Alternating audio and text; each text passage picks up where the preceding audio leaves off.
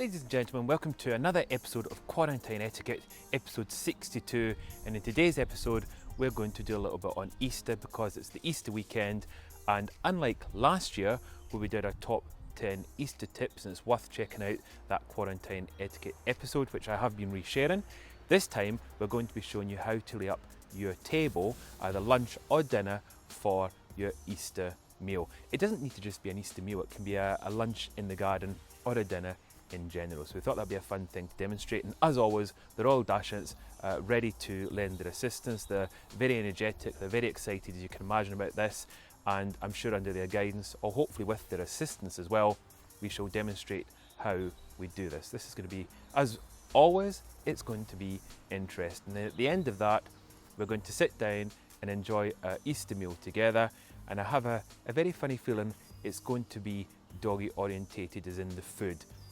I dread to imagine what Chef Shumba has been putting together, but I will, as with any guest at a meal, I will put on my best face, I will smile, I will enjoy whatever it is I have to eat, and worry about obviously what they're presenting to me to eat later on. I try not to think about it. I have obviously told them about my dietary requirements, so they're fully aware.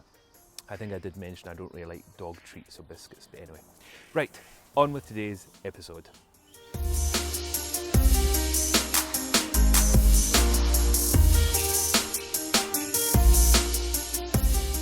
Okay, so the first thing you need to do is find the location in your garden that you want to do your lunch or dinner, and as I've mentioned today, I'm going to be demonstrating our Easter lunch. So I found the perfect spot, somewhere that is obviously in the sun. This time of the year that is fine.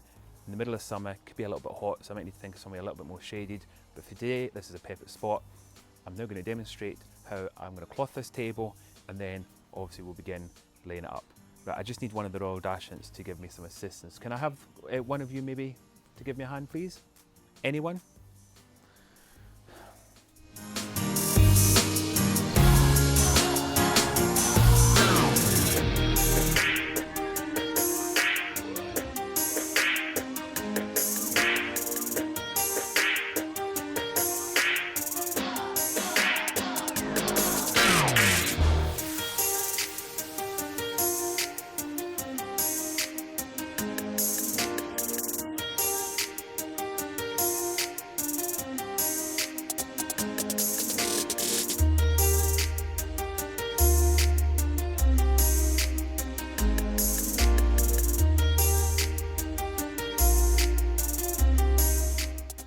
So on my tray I've already prepped everything I'm going to need for the lunch.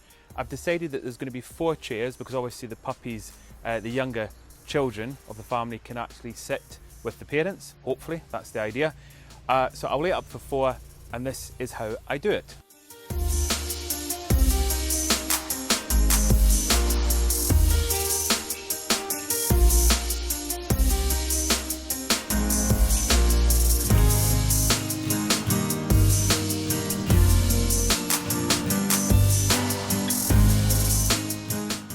I'm going to use my side plate as a marker for where the cutlery is going to go, as that will be probably the size that the Royal Dachshunds will have for the meal. And then I'm going to put down potentially the cheese course. I think it's safe to say they will not be having cheese, but anyway, this is for demonstration purposes. And then we've got the main course, and finally the starter. And then what you're going to do is make sure that these are all in a line, and use the tip of your thumb to the knuckle just to measure about 1 inch from the edge of the table. Make sure they're all nicely in line, and then do the same on this side. And then once it's all in line, you can then take the side plate and place it on the side, just there. And for the lunch, obviously it's quite nice to offer some wine. You can offer white, you can offer red, but I like to offer a rosé, which I will have in that glass. And of course your water glass, which is just to the side there. And then let's not forget, you might need some salt. So there we've got a salt dish and the spoon, and of course the pepper. And if you have any other condiments, sauces, anything, they obviously can get placed around the table as well. A few of you have actually asked about the china. Does it matter if you mix and match your china? And it doesn't. It's the same with glassware, it's the same with cutlery. If you've only got so many of a certain item, you absolutely can mix and match. I mean, I've seen it done in the grandest homes of the lands, if you take my hint, and therefore it's safe enough to do it in our own home. So therefore, on occasions, as you've seen with the glassware, I do mix and match. And it's also quite fun because it means you get to use all the items that you've got in your home, hopefully. Right, as I've laid up one place setting, I'm now going to get one of the Royal Dachshunds to demonstrate. I would probably ask Shumba, as he's the kind of master when it comes to this kind of thing, but he might actually get one of his children to have a go. So let's see who he picks, and they will now demonstrate how to lay up a place setting, and then I'll probably give a bit of help and just quickly finish it off. Right, Royal Dachshunds, do you want to take over?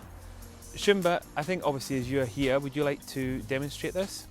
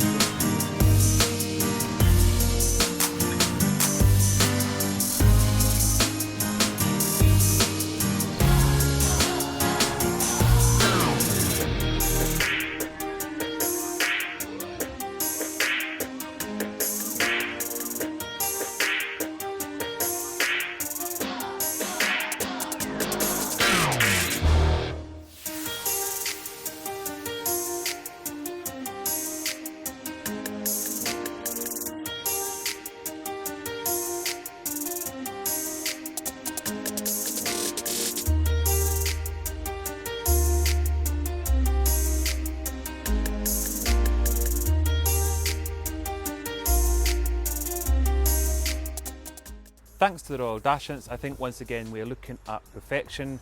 However, there is one thing missing, and that is what I'm about to go and get from the house to make an Easter table complete.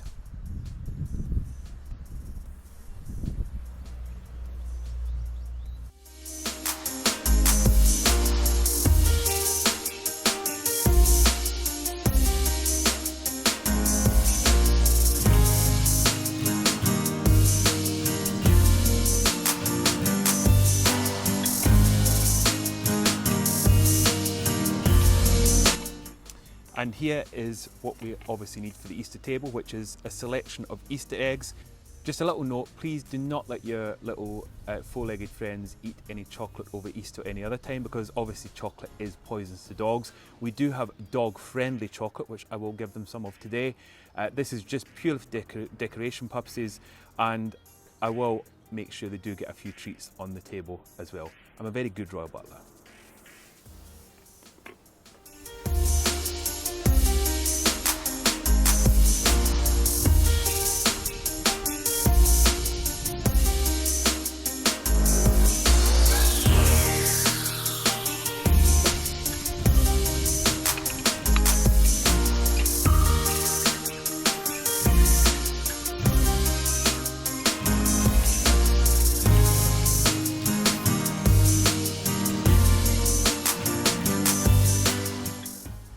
Okay, so I think that's us now ready. It's time for me to go and summon the Royal Dachshunds to inform that their lunch is ready, and then we will begin a little lunch party.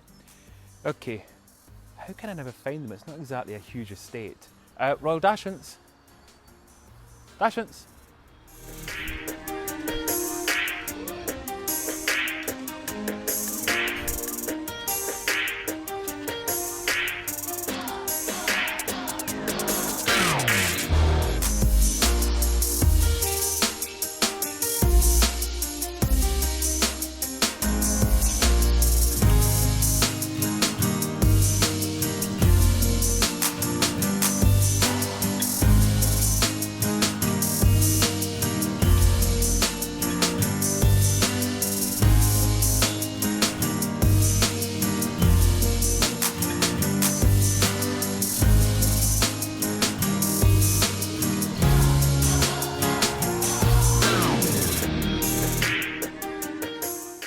And there we go, so there's the perfect Easter lunch or dinner table layup. I hope it's given you a few ideas, a few inspirational ideas, as I'm sure the Royal Dachshunds have given you some inspiration. They've probably even given you hope. They give me hope sometimes, on occasions. Sometimes I lose hope, but other times they do give me hope. Depends on what they're trying to teach or what they're trying to demonstrate.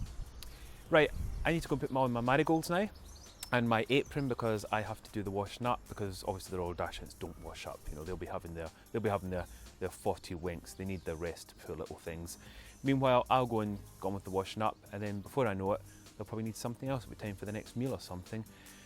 A Royal Butler's work is never done, especially when it comes to the Royal Dachshunds. Right, happy Easter, and see you next week.